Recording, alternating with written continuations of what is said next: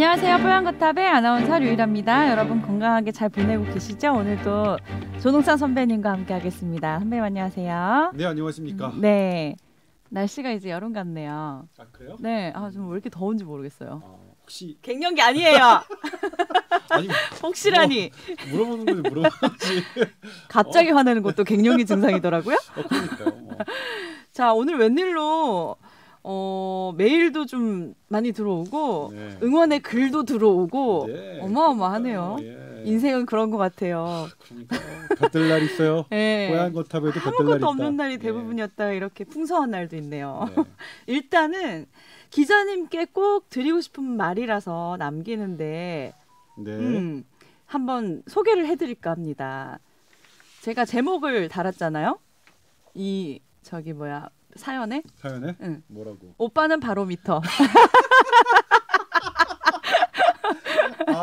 그리고 나도 제목을 달은 건데. 우리 단톡방에서 네. 오빠는 바로미터를 유일 아나운서가 썼잖아요. 네. 뭐지? 오빠는 바로미터가? 바로미터? 자, 그러면 소개를 해드리겠습니다. 어느덧 3년이 넘는 애청자가 됐습니다. 뽀얀거탑을 꾸준히 청취하다 보니까 의료인으로서, 기자로서 조동찬 기자님이 가지고 있는 신념과 가치관 등을 엿볼 수 있게 됐습니다. 덕분에 넘쳐나는 그리고 정제되지 않는 의료 정보가 담긴 기사들도 비판적으로 읽게 됐고, 또 이슈가 될 만한 정보들이 있으면 일주일을 더 기다려서 기자님이 주시는 코멘트를 참고하곤 했습니다. 사실 일반인이 어렵고 복잡한 의료 정보를 이해하는 데 어려움이 있잖아요. 기자님께서는 제가 의료 정보를 해석하는 데에 바로미터가 되어주신 것 같아요. 그래서 제가 오빠는 바로미터라고 말씀드린 건데, 합리적인 정보와 해석 그리고 잘못된 정보 전달이 있을 때 정정해주는 솔직함까지 항상 감사드립니다. 데이터에는 절대적인 게 없기에 확신에 찬 말보다 기자님이 열어두는 가능성 등이 오히려 더 진솔하고 가치 중립적인 것 같아서 더 신뢰가 갑니다. 그래서인지 어떤 의학기자의 기사보다도 조동찬의 의학기사가 나오면 더 관심이 갑니다. 아무튼 뽀얀거탑의 의료상담이 안 들어오더라도 항상 애청자가 있다는 거 잊지 말아주시고요. 오히려 의료상담이 없다면 그만큼 청취자가 건강한 생활을 하고 있다는 뜻이 아닐까요? 하면서 제 얘기도 한마디는 해주셨어요. 항상 행복한 목소리 들려주시는 유일한 아나운서님. 자, 그리고 정확한 정보를 주려고 노력하는 조동찬 기자님, 매주 고마움을 느끼다 이렇게 직접 메일 보냅니다 하셨습니다. 아유, 감사드립니다. 길게도 써주셨네요. 네, 고맙습니다. 네, 애정이 느껴지네요, 정말. 우리가 사연 안 온다고 맨날 투덜거렸는데 정말 정확한 말씀을 하셨네요. 안 오는 게 좋은 거네, 생각해보니까. 예. 없어야겠네요. 감사드립니다. 바로미터라는 단어가 참 이렇게 딱 꽂히는 때가 또 없었던 것 같아요. 제가 늘 생각했던 부분이거든요, 솔직히. 선배님 평소에 버벅거리고 오보라고 너무 몰아가면 좀 안 되긴 하겠지만, 근데 항상 이렇게 이제 정정을 하더라도 솔직한 모습 저도 항상 존경했었거든요. 네, 다 알고 계시나 봐요, 우리 청취자분들도. 유일하면서 거짓말도 잘하시네. 아니, 청취자가 이렇게 얘기하는데 저도 이렇게 해야지 뭐 어떡해. 아니, 저는 이제 이 글을 읽으면서 다시 그래야겠구나. 저 사실 조금 자신이 없었거든요. 네. 저 우기기 대장이잖아요. 우기기 대장인데 어떤 부분이 제가 솔직함 이런 거를 느끼셨을까, 사실 좀 되돌아보긴 했는데 제가 그러지 못하지만 한번 그래 보도록 하겠습니다. 지금 사실 이제 크게 뭐 야망도 없고 기자로서 성공하고 싶은 이런 것도 없고. 오빠는 갱년기? 진도 이미 아니 뭐 선배님은 다리 길다, 뭐 나이가 30대다 이렇게 우기기지만 않으시면 될 것 같아요. 다른 건 다 나이가 30대인 건 우긴 거지만 다리가 긴 건 팩트예요. 이것 봐. 그런 거만 안 하면 된다니까요. 그리고 저 일요일 날에 갑자기 이제 어디를 뭐해서 물건을 사러 갔는데 좀 기다렸어요. 근데 물건이 나왔어요. 네네. 그러니까 제가 이제 그 물건을 찾으러 가는데 안 나와서 기다리고 있는데 저쪽에서 아버님 물건 나왔습니다. 당연히 제 얘기가 아닌 줄 알았죠. 왜? 도대체 왜 아버님 된 지가 15년이 됐는데 왜? 저는 가만히 있었는데 결국 오시더라고요. 그분이 아버님 여기 물건 나왔습니다. 근데 저도 무슨 마음인지 알아요. 처음에 애기 낳았는데 누구 어머니 이렇게 부르는 게 너무 어색하고, 어디 갔는데 아가씨가 아니라 아줌마 이러면 참 우리가 꿈이 야무지다, 그치? 일찌감치 포기해야 되는 걸 포기 못하면 이렇게 불행이 찾아올 수도 있는 것 같아요. 아 그래도 아버님 물건 나왔습니다. 네. 아버님 맞죠? 차라리 아저씨가 나. 그래요? 뭐 아버님이 뭐 어떤 그리고 우리 애랑 같이 간 것도 아니고 혼자 갔는데 왜 아버님? 굉장히 그래도 그쪽 입장에서는 예의를 갖춰서 한 네. 얘기지 않을까. 네. 인정하시고요 이제. 네. 머리도 희끗희끗 하시고 뭐. 네. 아버님이에요 아버님. 네. 다리 길면 됐죠 뭐. 그러니까. 네. 다리 길면 됐죠. 아주 불편하더라고요. 막 지금도 막 다 여기에. 불편해. 그럼 어디가 어떻게 닿아요? 책상 다리에 자꾸 닿아요. 제가 느끼는 걸 대신 말씀해 주시는 건가요? 자, 그래서 너무너무 응원의 메시지 감사드리고요. 그 다음은 안 왔으면 좋겠지만 이제 어떤 불편하신 증상들에 대한 메일 보내주신 분들 소개를 좀 해드릴게요. 저는 29살 서울에 사는 남자 애청자입니다. 제가 가진 기능성 소화불량에 관련해서 문의드릴 게 있어서 메일을 보내셨대요. 먼저 제가 겪어온 주된 증상을 말씀드리자면 식사 후에 잦은 트름이 나오고 아랫배에 가스가 차는 느낌으로 인해서 앉아있기가 힘들 정도입니다. 최근 1년 동안은 가스 참느라고 잠을 못 잘 정도였는데요. 그럴 땐 트름을 수십 번씩 해서 배에 가득 찬 가스가 좀 줄어들면 겨우 잠에 들곤 했습니다. 아랫배와 배 전체가 빵빵해질 땐 방광에까지 자극이 가는지 막 소변까지 마렵더라고요. 요즘은 식사 여부랑 관계없이 계속 트름이 나오고 있는 상황입니다. 증상 완화를 위해서 위내시경도 받아봤는데 이상 소견 없었고 한의원 방문, 유산균 복용, 소량 식사, 주기적인 운동 등 소화와 관련해서 할 수 있는 조치는 꽤나 많이 해본 것 같은데 나아지지 않아서 답답합니다. 현재 증상이 너무 심하면 소화제 같은 것들 먹고 계시고요. 자기 전에 신경 안정제도 복용하고 있다고 하고요. 또 식사 후에 소화 효소제도 드시고 있다고 하는데 어느 병원을 가도 이게 다 스트레스 때문이다 이런 말만 들어서 이제는 체념을 한 상태입니다. 아직 어린 나이인데 왜 이런지 한번 이쪽으로 이제 문의를 주신 것 같아요. 너무 답답하셔서. 네. 일단 뭐 위내시경을 다 받으셨고 네. 다른 병원에서 검진상에서 이상이 없다는 얘기를 계속 들으셨으니까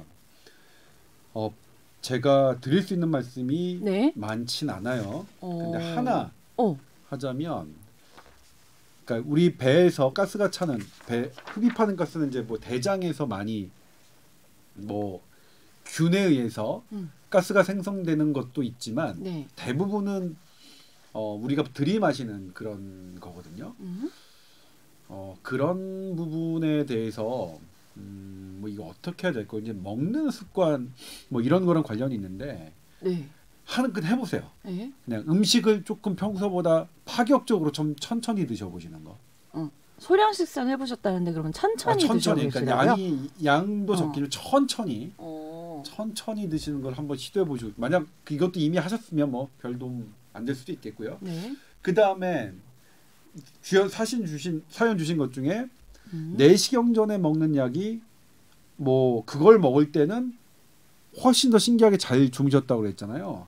네. 요즘에 내시경 제가 뭐 먹나 지금 찾아봤더니 개비스콘인데 만약 그거 먹고 괜찮으시면 그거 그냥 드세요. 네, 드세요. 그러니까 이거는 뭐 사실 뭐 나트륨이 좀 많아서 콩팥이나 뭐 이런 건강에 이상 있는 분들에게는 자주 드시는 거 뭐 좀 이상 뭐 권해드리긴 어렵지만 다른 문제가 없으시면 그거 드셔도 될 것 같고요. 그 다음에 다른 영양제 뭐 펩신과 HCl 들어간 영양제 했는데 냄새도 역하고 배가 더 끓는 기분 드시지 마세요. 그런 거는. 네. 드시지 말고 네. 이거 뭐 지금 갤포스는 거의 안 나오니까 뭐 이런 약 현타액 그거 그런 걸로 괜찮으시면 드시고요. 그리고 이제 만약 그런 걸 드셨는데도 잘 이게 안 된다. 그럼 이제 이때부터 뭐냐면 체념이 들어가요. 체념? 네, 그냥 별 문제 없다는데 이걸로 안 죽겠지. 그래서 찬 걸로 어쩔 수 없다. 그냥 아예 포기하셔야죠. 너무 이걸로 스트레스 받고 막 예민하게 하지 말고 마인드 컨트롤을 좀 하라는 그렇죠. 말씀이신가요? 마인드가 뭐냐면 아플 때 그렇잖아요. 저희 어머니도 최근에 이제 어깨 부러져 수술 받으셨는데 네네. 제가 어머니가 너무 아파하셔서 막 약 먹고 뭐 진통제 발라드리고 뭐 하는 거 다 했는데 아프세요. 제가 이제 마지막으로 좀 엄마 아파 이거 어쩔 수가 없어.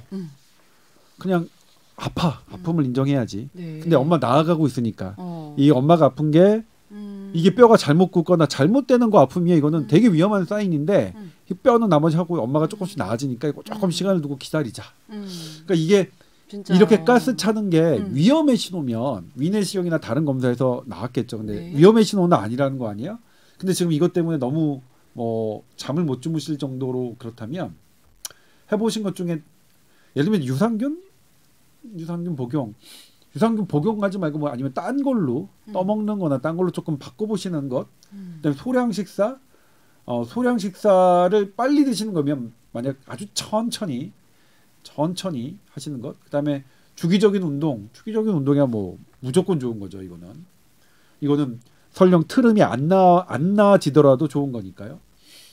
그렇게 하시고 그다음에 뭐 소화제 물론 지금 말씀하셨던 약 장기적으로 먹으면 당연히 뭐 무슨 부작용 생길 수 있는 약이긴 하지만 괜찮아요. 대부분이 괜찮아요. 장기적으로 드셔도.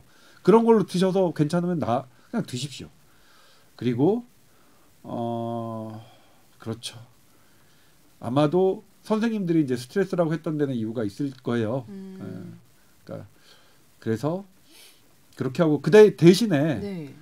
위내시경 그다음에 만약 병원에서 대장내시경도 한번 검사받아 보자고 하시면 그거는 꼭 해주셨으면 좋겠어요. 위내시경과 대장내시경. 예. 네. 변은 잘 보고 계시는지 모르겠네요. 그러게요. 그 얘기는 안 해주셔가지고. 네. 예. 되게 불편하실 것 같은데 각종 검사와 노력을 다 해보셨다니까. 그러니까요. 네. 근데 이제 왜냐면 그 의사 선생님이 위내시경을 권유하셨던 분이 위라고 판단하셔서 이제 위내시경을 권유하셨겠고 대장내시경은 별로 아닌 것 같다라고 생각하셨으니까 이렇게 하셨겠죠.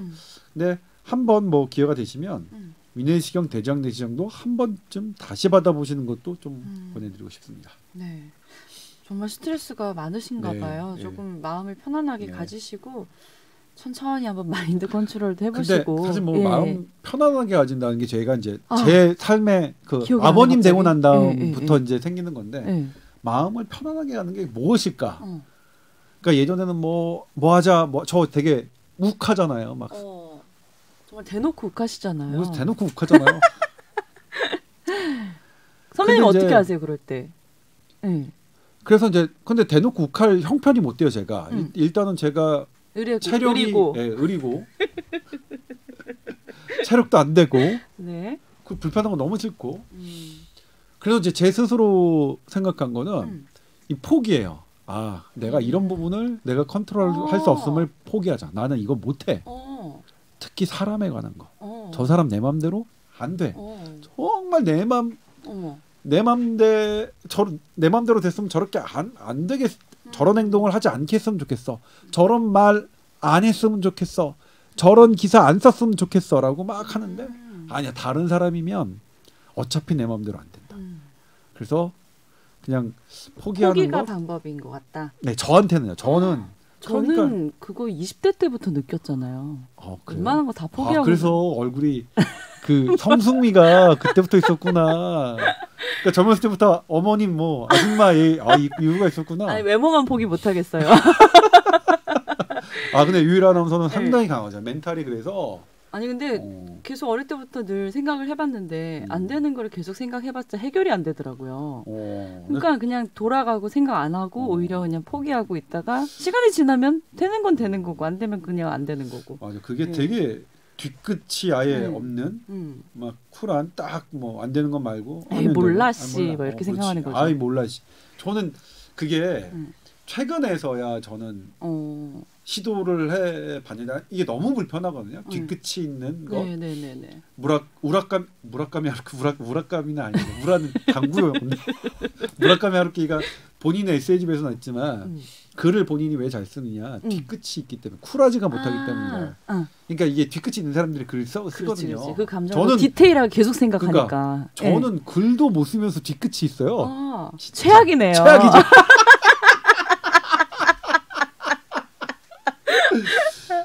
그래서 이제 뭔가 어쩔 때는 막 이렇게 막 갑자기 글이 써지는 게 있어요. 네네. 기사도 막 이런 취재 파일 같은 경우에는 그냥 써져요. 막 그럴 때는. 근데 그건 고민을 많이 한 부분인가요? 그게? 그 뒤끝 감정을 갖고 쓰는 건데 그런 게 하다 보니까 최근에 제가 분노의 취재 파일을 쓴 적이 없어요. 최근에 진짜 그거 관련 있어요. 네네. 뭐 지나도 막 써야지 하다가 아이 뭐 그럴 수도 있지. 아이 뭐 그 사람이야. 그러니까 정말 나는 그 사람의 결정이 싫어요. 근데 그 사람도 뭐 최선을 다해서 한 결정이라고 했는데 내가 결과론적으로 이렇게 안 좋겠지. 뭐 그냥 그러니까 확실히 그런 건 있더라고요. 맞아요. 그래서 저는 무라카미 하루키 선생님이 그분은 끝까지 글을 쓰셨는데 그분은 지금도 이 뒤끝이 있으신가 보다. 저는 약간 뒤끝이 그렇게 포기하고 난 다음부터는 그런 부분도 있고 그러니까 막 욱해서 써지는 부분, 막 폭발적으로 뭐가 써지는 부분이 없는 대신에 저 옛날에 백남기 농민 사망 진단서 잘못됐다 이거 그렇게 쓴 거예요. 욱 하는 마음으로. 그렇죠. 그러니까 이제 에이 모르겠다 이런 이제 마음의 컨트롤을 조금 더 이제 지나면요. 그 과정을 지나면 요즘 저희가 느끼는 게 하나 있는데 매사가 그러면은 또 이거는 일이 안 그렇죠. 돌아가더라고요. 일이 안 돌아가죠. 네. 그래서 그래도 좀 집착하는 마음을 가지고 이거는 좀 어떻게 끝까지 해서 해내겠다라는 거를 선택을 하게 되더라고요. 모든 한 10가지가 마음에 안 드는 게 있으면 그중에 한두 가지만 정도 해야지 이런 마음. 네, 제일 하고 싶고 제일 해야 되는 것들만 선택. 저는 그러고 있습니다. 뽀얀거탑이 1순위예요. 1순위. 그래서 최선을 다하고 있는. 이게 사실은 이제 스티브 잡스의 스탠포드 연설에 네네. 그 나오잖아요. 그러니까 세 가지를 주로 얘기하시는데 마지막에 죽음을 늘 생각하라 그래. 왜냐면 죽기 전이라고 내가 오늘 마지막 순간이라면 당신이 지금 가장 하고 싶어하는 일을 할 수밖에 없다. 시간이 많다고 생각하니까 이것도 하고 이것도 하는데 그렇죠. 쓸데없는 일? 다 할 수는 없거든요. 다 잘할 수는 없고. 오늘 죽는다고 하면 오늘 당장 하고 싶은 일, 가장 하고 싶은 일을 해야 되니까 매일매일 그렇게 가장 하고 싶은 그러면은 매일매일이 제일 그렇죠. 하고 싶고 제일 최선을 다하는 날이 될 수 있겠네요. 그렇죠. 다른 쓸데없는 고민은 하지 않고. 지금 유일한 아나운서의 말을 듣고 제가 스탠포드의 연설, 스티브 잡스 그 연설이 떠올랐는데 근데 저는 그때는 뭐냐 매일매일 저렇게 어떻게 살지 힘들게 매일매일 가장 하고 싶은 일 힘들잖아. 좀 오늘은 좀 오늘 그냥 대충 넘어가는 날, 멍 때리는 날. 그거는 멍 때리는 걸 선택한 거죠. 나는 오늘 멍을 정말 격하게 때리고 싶다. 멍을 때리면 되는 거예요. 가치에 어디를 두냐가 중요한 뭐가 중요하다는 절대적인 거는 오늘 만약에 내일 죽는다면 뭐 하고 싶으세요? 지금 자고 싶어요. 내일 죽더라도. 괜찮은데 오늘 졸리신가 봐요. 그래서 이번 주 제가 막 지금 피곤했어요. 오늘 막. 나는 오늘 술이 마시고 싶네. 그래? 좀만 기다려. 언제 끝나세요? 8시 뉴스까지 다 하고 언제 끝나고 10시인데 끝인데 안 되겠네. 어쩔 수가 없어요. 진짜. 재밌네요. 어쨌든 이 불편한 증상 좀 빨리 없어지면 좋을 텐데 또 괜찮아지시면 또 어떻게 됐나 사연 보내주세요. 궁금합니다. 정리하면 위내시경, 대장 내시경 한번 해보셨으면 좋겠고 천천히 드시는 거. 다른 이제 기능적으로 문제가 없으실 것 같다는 거죠. 이런 가스 차는 걸로만 봤을 때는. 어떤 문제가 있지만 현대의학이 아직 모르는 것일 수도 있어요. 그럴 수도 있고요. 자, 그리고 또 다음 사연 소개를 해드리겠습니다. 안녕하세요. 첫째 아이를 두고 둘째 계획은 아직 없는 터에 와이프가 평소 28일을 못 채우고 생리가 시작된다고 하는데 이번 달은 한 달이 지나도 시작되지가 않아서 임신을 의심했습니다. 결국 약국에서 테스터를 사와서 38일째 되던 날 이른 아침에 검사를 했는데 음성이 나왔고 그와 동시에 생리가 시작이 됐대요. 이거 거의 규칙적으로 하는 편인데 왜 이렇게 늦게 시작한 건지 생각하다 보니까 혹시 이게 임신이 되려다가 유산된 게 아닐까라는 의심을 하셨대요. 그리고 와이프가 말하길 지난 30일 사이에 CT 촬영과 타이레놀 복용을 해서 임신을 하면 절대 안 된다고 합니다. 게다가 나이도 있어서 노산이라서 임신은 절대 안 된다고 계속 말씀하신다는데 혹시라도 하는 마음에 임신 전에 금지되는 약물이라든지 어떤 병원 진료 수칙 같은 거 있을지요? 그리고 노산도 요즘 많은데 대략 임신과 출산은 몇 살까지 해도 괜찮은 건가 궁금해하셨어요. 네. 지금 보내주신 사연은 고대 구로병원 산부인과 조금준 교수에게 제가 직접 물었습니다. 그리고 네. 조금준 교수가 시간이 되면 전화 연결을 하려고 했었는데 네. 2시부터 4시 사이에 외부 회의가 있어서 전화 연결은 어렵겠다고 해서 네. 제가 대신 보내온 답변을 읽어드리겠습니다. 네네, 궁금하네요. 우선 임신 테스트가 음성이라면 유산된 것보다는 입원 생리가 늦어진 걸로 생각하는 것이 맞을 것 같습니다.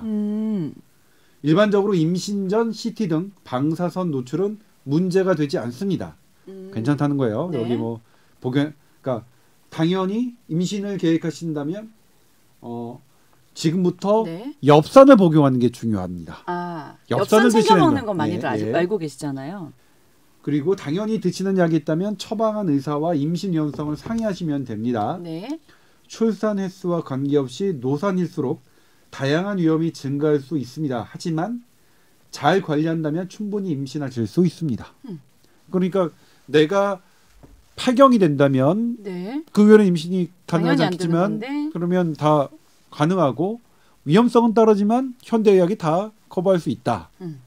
뭐 그러네요. 네. 걱정하지 마시고. 네. 네. 그리고 설령 금지 약물이나 그러니까 이 금지 약물 중에 사실 조금 되게 위험한 것들 있지 않아요? 제일 문제가 되는 게 사실은 피임약이에요. 피임약은 임신부가 먹으면 안 되는 약인데 피임약을 복용 중에 임신된 거예요. 네. 제가 이런 상담 많이 받았거든요. 네. 어떻게 해야 돼요? 예를 들면 이제 이거 그냥 솔직하게 말씀드릴게요. 그분을 이제 여자 산부인과 선생님 제 친구의 전부 다 여자 산부인과 선생님한테 했더니 여자 산부인과 선생님은 인공 유산을 권유했어요. 제가 물어봤어요. 왜? 했더니 야 정상일 확률이 훨씬 높지만 훨씬 압도적으로 높습니다. 근데 만에 하나 비정상이 됐을 경우에 모든 책임은 여성이 져야 되는데 우리나라에서 왜 그걸 저 여성이 져? 다른 아이 또 나오면 되지? 이게 여성 제 친구의 적이었고 그래서 저는 깜짝 놀랐어요. 그럴 수 있구나.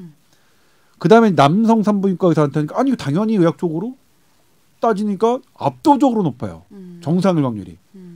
그래서 그분은 나았거든요. 아주 건강하게 예쁘게 잘 커요.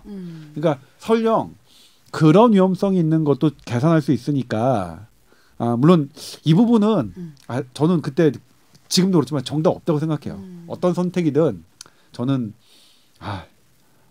그분들은 그러니까 본인들이 고민하고 선택하는 건 존중해야 된다고 저는 생각하는데 네. 아무튼 그렇습니다. 설령 기형 위험 있는 거 아니야라는 약을 복용하고 임신을 했더라도 네. 정상인 경우가 훨씬 많다. 그러니까 너무 걱정하지 마시고 그냥 임신은 되면 좋고 받아들이시라. 노산도 너무 걱정하지 마시고요. 그죠? 요즘 네. 나이 많으신 분들 초산인 경우도 많고 네. 너무 건강하게 잘 키우시는 네. 분들도 많더라고요. 네. 자, 그래서 코로나19와 관련된 또 궁금증이 들어와서 이거 좀 선배님 자세히 답변을 해주실 수 있을 것 같아요. 네. 본격 주제처럼 네. 말씀을 해주세요. 조동찬 기자님 질문이 있습니다. 백신 접종 후에 만일 혈전이 생길 경우 이제 요즘 이런 부작용들이 나올 수 있다는 얘기가 있으니까요. 이게 자각 증상이 미리 있는지 궁금해하셨어요. 어떤 느낌이 들 때 어떤 병원으로 또 가야 하는지. 네. 네. 설명드릴게요. 네. 오늘 새벽 유럽 의약품청에서 발표가 있었습니다. 아스트라제네카 백신을 맞고 생겼던 뇌 동정맥 혈전, 네. 비장 정맥 혈전, 그리고 여러 작은 동맥들에 생긴 혈전은 아스트라제네카 백신의 부작용으로 볼 수 있다. 네. 그리고 사용 설명서에 부작용, 사이드 이펙트로 기술할 것을 결정했습니다. 네. 그러니까 그동안 논란이 많았던 건데 유럽 의약품청은 인정을 했죠. 사실 우리나라 보도가 조금 잘못된 게 있지 지난번에도 기존은 똑같았습니다. 가능성 열어뒀어요. 네. 인과관계가 확인되지 않았지만 이게 통계적으로 유의미하기 때문에 가능성이 있다고 본다. 그러니까 not proven but possible 저희가 그랬죠. 제 발음 안 좋은 발음을 했잖아요. 근데 당시 이제 여러 언론들이 혈전 가능성 아니다 이렇게 근데 한국말로 이거를 바꿔서 이제 기사화 시키니까 뭔가 약간 의미가 다른 느낌이다. 그 얘기를 했었잖아요. 네, 저는 뭐냐면 그런 기사들 보고 아니 유럽 의약품종은 가능하다고 했는데 왜 혈전 가능성 없다라고 얘기를 하지? 저는 그런 기사들이 전 더 이해가 안 됐어요. 네. 그러니까 1년에 흐름을 보면 지금은 사실은 많이 변한 게 없고 이번에 기조는 뭐냐면 정식으로 이제 사이드 이펙트에 기술하자, 추가하자라는 거예요. 그러면 우리 어떤 약에 뭐 이 약은 간독성이 있고 콩팥질환 뭐 위험하고 이런 부작용이 있잖아요. 그것처럼 아스트라제네카 백신에는 혈전 이런 부작용이 있다라고 기술하자는 거야. 네. 그리고 아무 제한도 안 뒀습니다. 그리고 정상적으로 다 맞아도 된다. 네. 부작용이 있는 거 있는 거고 이득이 더 크니까 현재 그런 상태입니다. 그런데 이제 이 다른 나라 독일 그다음에 벨기에 등이 55세 혹은 60세 이하의 젊은 연령층에게는 아스트라제네카 접종을 일단 보류했죠. 네. 60세 이상, 55세 이상만 맞게 한 겁니다. 아스트라제네카 백신을. 그리고 영국도 이제 뭐 30세 미만 확 낮춰서 왜 30세인지는 정확하게 이제 이유를 드러내지 않았지만 네. 이렇게 30세 이상은 아스트라제네카 백신 말고 다른 거 맞자 이렇게 한 상태고요.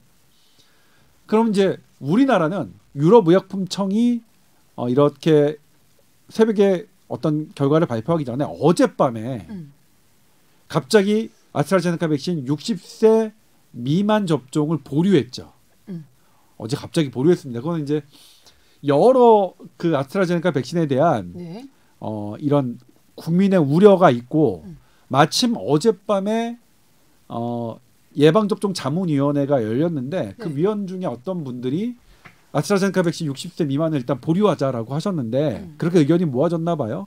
그래서 이제 이렇게 됐는데 뭔가 이거 긴급하게 결정하니까 이거 뭐야 뭐 그렇죠. 큰일이야 이렇게 생각하실 것 같아요. 지금 저는 뭐냐면 저는 아스트라제네카 백신 맞아야 된다고 수도 없이 얘기했던 사람이고 뭐 유일 아나운서 뭐 저랑 막 논쟁도 하고 막 그랬는데 골라서 맞겠다 해도 아스트라제네카 골리겠다 이렇게까지 말씀을 하셨는데 제가 저 소식 좀 난감해졌어요. 네네네. 제 입장이 좀 난감해졌는데 네.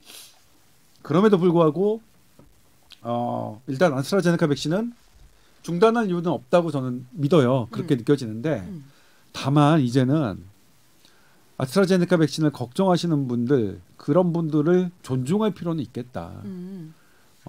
계속 무조건 아니다, 무조건 괜찮다라고 하지 말고 쓸데없는 걱정이라고 하지 말고 그러면 어떻게? 그러니까 일단은 부작용이 있는 약은 소비자에게 선택권을 주는 게 맞거든요. 네. 항암제도 강제할 수는 없습니다. 암을 낫게 하는 항암제도 본인이 싫으면 안 맞는 거잖아요. 물론 이건 백신은 공중보건학적인 의미가 있지만 아무리 공중보건학적인 의미가 있더라도 개인이 불안하고 이런 게 너무 떨리면 그러니까 이게 두려우면 그걸 강제할 수는 없을 것 같아요. 네네네. 그래서 지금 이렇게 백신을 선택하지 않고 선택을 미루면 저만큼 후순위로 되는 거 뭐 어쩔 수 없겠지만 현실적으로는 근데 이것도 전면적으로 재고려하는 그런 부분이 저는 일단 필요할 것 같고요. 두 번째로 지금 전략 우리 지금 75세 이상 파이자 접종을 하고 있죠. 네. 이거는 애당초 우리나라 전문가들도 비과학적이라고 얘기했습니다. 이상 반응이 65세 이상은 훨씬 적어요. 거의 없어요. 아스트라제네카. 그러니까 이미 파이자, 모더나, 아스트라제네카 다 백신 확보한 나라들도 아스트라제네카를 고연령층으로 하잖아요. 네네. 우리나라도 그래야겠죠. 아스트라제네카 백신은 고연령층 상대적으로 훨씬 안전한 그리고 효과는 똑같은 그리고 상대적으로 덜 젊은이들에게 이상 반응이 덜한 다른 백신은 젊은 층에게 이렇게 조정하는 게 좀 필요해 보이고요. 65세 이상에서는 혈전 부작용이 나타난 적이 없었나요? 없습니다. 아예 예. 없었어요? 55세 이하요. 네. 네. 확률도 지금 제가 영국이 제시한 게 100만 명당 4명꼴이니까 우리나라가 만약 5천만 명을 맞는다면 뭐 1,000만 명에 40명, 4, 5, 20, 한 200명 정도? 네. 5천만 명이 다 맞았을 때 가능한 게 200명 정도면 뭐 이거는 물론 200분 한 분은 되게 소중하기 때문에 그분들이 만약 이런 게 발생했을 때 어떻게 처치하는 걸 알려드리고 제대로 조치하는 건 되게 중요한 일입니다만 그래도 이거는 뭐 이렇습니다. 그럼에도 불구하고 내가 200명 안에 들어간다는 것은 내가 0.004% 안에 들어간다는 것은 그건 나는 그 확률도 두렵다 하는 부분은 존중돼야 될 것 같아요. 당연하죠. 예, 네. 그건 그래서 그런 부분 이제 무조건 아니다 이런 태도 저부터 버리겠습니다. 물론 저는 무조건 아니다 이런 태도를 가지진 않았지만, 네. 그리고 오히려 무조건 괜찮다, 무조건 아니다라고 했던 그런 저는 개인적으로 뭐냐면 제가 아스트라제네카 백신을 괜찮다 이런 걸 하는데 가장 방해가 되는 사람들이 다른 신문이나 기사에 나와서 이거 무조건 괜찮다, 무조건 기저질환 탓이라고 하는 말씀하시는 분들 때문에 더 힘들더라고요. 그러면은 지금 60세 미만 네. 접종 일시 보류했는데 네. 이거는 앞으로 어떻게 될 것 같으세요? 지금 어제 했죠. 그러니까 네. 오늘 당장 어떻게 정부가 이것을 다시 교정하고 하는 건 어려울 것 같아요. 그럼 어제 결정이 되게 너무 성급한, 그러니까 뽀대 안 나는 뭐 이렇게 될 테니까 가오가 죽잖아요. 그래서 아마 이번 주 안에 네. 어떤 회의를 할 것이고 자문회의를 열고 네. 이르면 이번 일요일 아니면 다음 주 월요일 정도에 발표를 하겠죠. 근데 예상은 괜찮다로? 유럽의약품청처럼 하겠죠. 이렇게 부작용 저기하고 인정하고 하지만 이득이 훨씬 크기 때문에 연령별 제한을 두지 않되, 다만 그럼에도 불구하고 아스트라제네카 백신은 고령층에 더 안전하니까 아스트라제네카 백신 고령층, 파이저는 젊은 층 이런 식으로 바꾸는 게 합리적일 거라고 저는 생각해요. 네. 그럼 아스트라제네카 이제 맞으신 분들 주로 의료진이라든지 그런 네. 분들, 젊으신 분들 좀 일부 있잖아요. 네. 지금 현재. 네. 그러면 나한테서 혈전과 같은 이상한 부작용이 있을 가능성도 있을 텐데 네. 그런 거를 미리 알 수 있다든지 그렇죠. 검사를 해봐야 되나 어떻게? 그 200명이 네. 될 수도 있잖아요. 네네. 우리 5천만 국민 중에 200분은 그런 경험을 할 수 있으니까. 네. 유럽의약품청이 그걸 친절하게 잘 설명했어요. 제가 오늘도 뉴스에서 그건 꼭 말씀드리고 싶은데 네. 호흡곤란. 맞자마자? 네, 맞자마자 호흡곤란. 혈전이 맞자마자가 아니라 2주까지입니다. 2주 혈전 부작용은. 네. 그러니까 그때 계속 말씀드렸던 급성 아나필락시스는 맞자마자 15분 이내가 대부분인데 네. 이거는 14일까지입니다. 주사를 맞고 14일 정도까지 14일 이후에는 또 발생한 적이 없어요. 14일까지 호흡곤란이 오거나 네. 흉통이 오거나 복통이 생기거나 다리가 붓거나 그리고 주사 맞은 자리가 시퍼렇게 멍들거나 그럴 경우에는 혈전 부작용을 의심해야 되니까 빠르게 가까운 병원에 가셔야겠죠. 병원 가서 이제 어떻게 되나요? 그러면 뭐 혈전 용해제 치료 받으면 되죠. 그러면 또 안전해지는 네. 건가요? 이거 혈전도 빠르게 치료받으면 그다음에 이건 지나가기만 하면 괜찮습니다. 근데 혈전이 이제 폐혈관 맞고 뇌혈관 맞아가지고 이게 오래 끌면 문제거든요. 이거 빠르게 조치를 받으면 괜찮습니다. 근데 요즘 코로나19 때문에 이제 제가 환자예요 해도 뭔가 이게 소명이 되지 않으면 일단 코로나 검사부터 받고 오세요. 이런 식의 이제 과정이 있지 않나. 이게 되게 중요한 건데 맞아요. 그렇기 때문에 이 부분에 대한 거 우리나라 국민 200분에 해당되는 거 시스템 마련해야죠. 주사 맞고 이런 부작용이 생기신 분은 바로 어디로 지역별로 이렇게 만들어야겠죠. 지정을 해놔야 될 것 같아요. 되게 중요한. 한참 멀었네요. 그럼 지금 없다는 뜻이니까 큰일이다. 걱정이다 또. 근데 이게 되게 웃긴 게요. 우리나라가 지금 한 100만 명 정도 맞으셨잖아요. 네. 우리 혈전 신고 사례가 3분 정도, 3분이거든요. 대충 비슷하게 맞아요. 확률이 우리나라도. 근데 돌아가시진 않았죠. 한 분 돌아가셨는데 한 분은 돌아가신 다음에 혈전이 발견됐었죠. 그렇죠. 근데 그분은 이제 다리에 혈전이 생긴 거라서 여기에는 일단 1견은 해당되지 않아요. 네. 두 번째 분은 뇌 정맥동 혈전이었죠. 네. 젊은 남성분. 그분은 여기에 해당되는 케이스 맞고요. 그다음에 이틀 전에 했던 20대 여성 의료인 그분은 좀 더 봐야 돼요. 일단은 다리에 있는 혈전이 폐로 간 것으로 보여지는데 그게 아니라 여러 혈관들의 동맥들의 혈전이 있는지가 확인되고 그다음에 혈소판 어떤 밸런스가 무너진 게 확인된다면 그분도 케이스가 되는 거니까 봐야겠죠. 지금 봐서는 이제 나머지 부분들을 정부가 공개해야 될 텐데 제가 보기엔 두 번째 분은 완전히 해당될 것 같고요.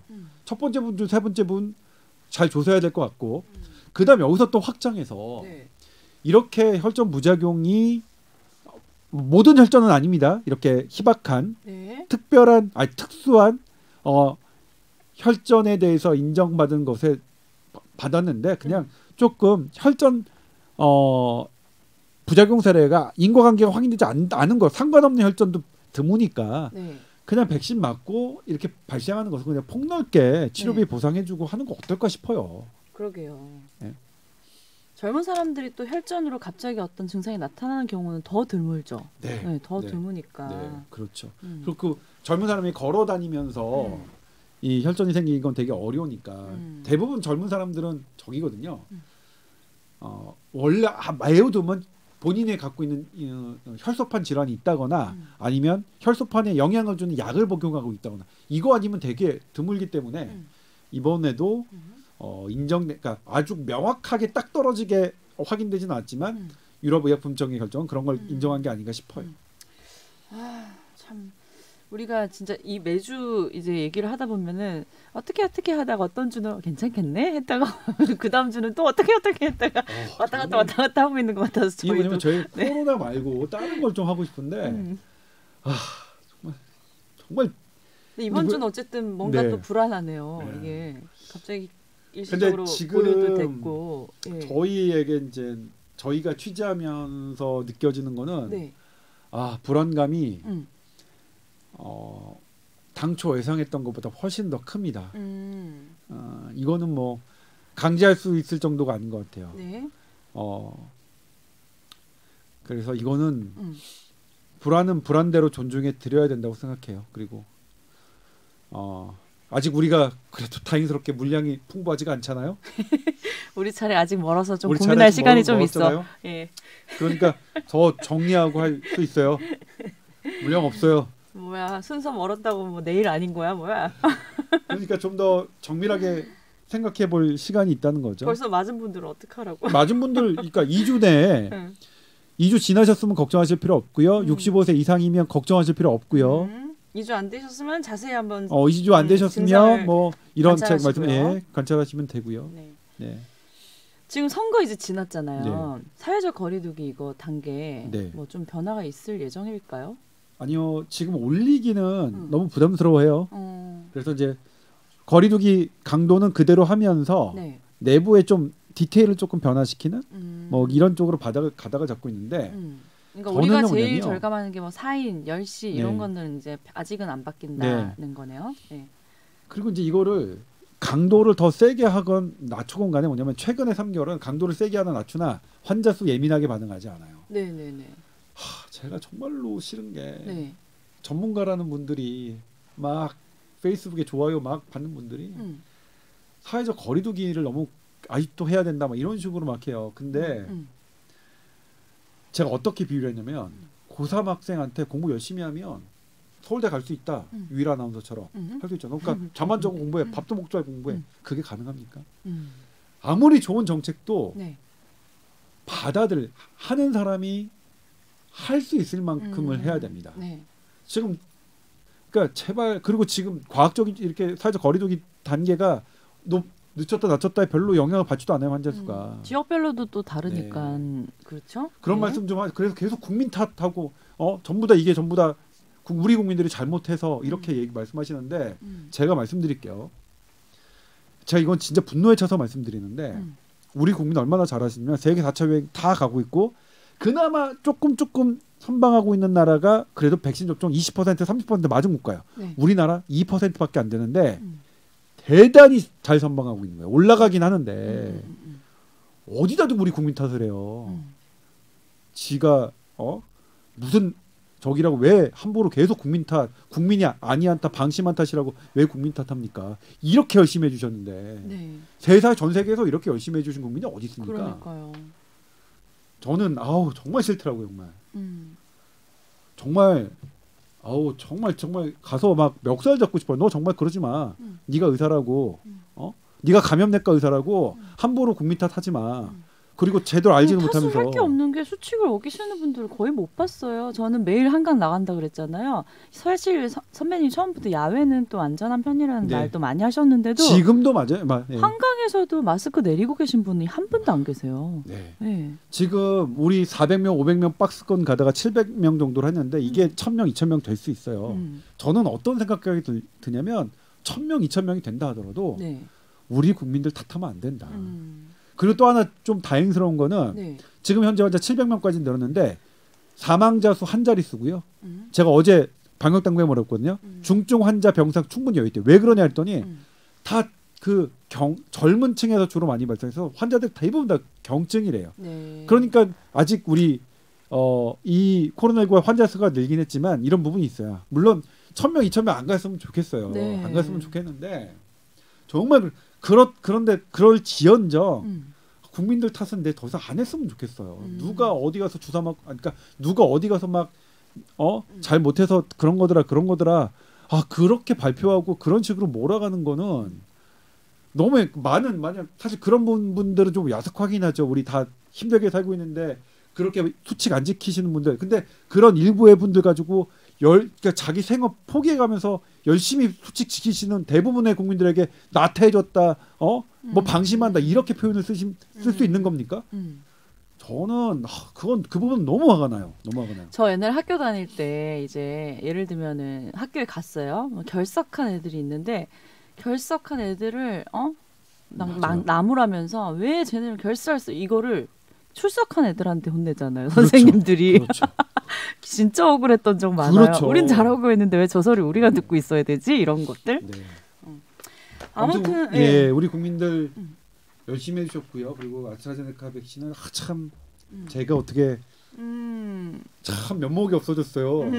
근데 저는 어쨌든 믿습니다. 지금도 여전히 아스트라제네카 백신이라도 네, 이라도가 아니라 이것도 되게 사실 구하기가 어렵고 네. 실은 그러니까 만약 그러니까 그게 양측을 다 갖고 있는 나라에서도 고령층에서는 지금도 놓고 있는 것은 우리가 분명히 조금 알아주셨으면 좋겠고 아무튼 네. 뭐 제가 좀 참 망연자실했어요. 오늘 유럽에 말 수 없죠. 네. 유럽에 아는 사람 없으세요, 좀? 아니, 그래서 저는 그 당시에도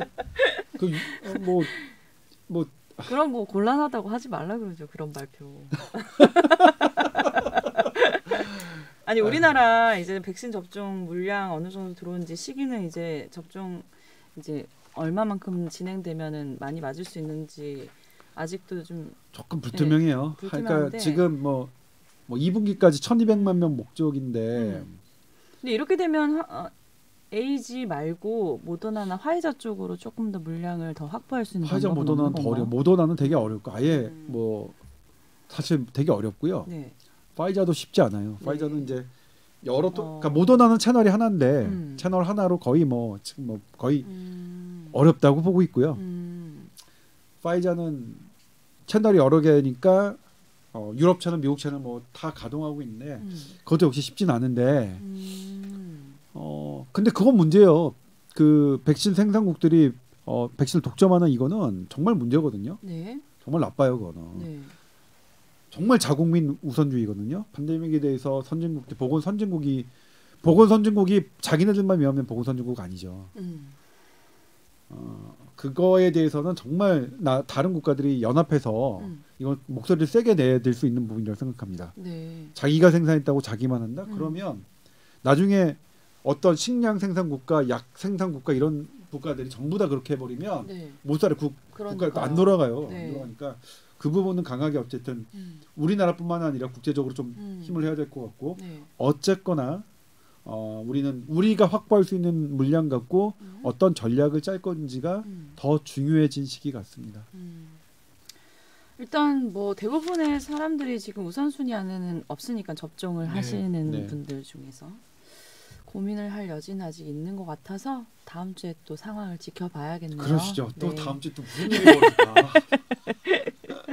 알겠습니다. 네. 자, tower@sbs.co.kr로 또 건강하시더라도 또 궁금한 거 있으시면 보내주시면 답변해드리겠습니다. 자, 오늘도 수고하셨습니다, 선배님. 네, 고맙습니다. 네, 다음 주에 뵐게요. 네.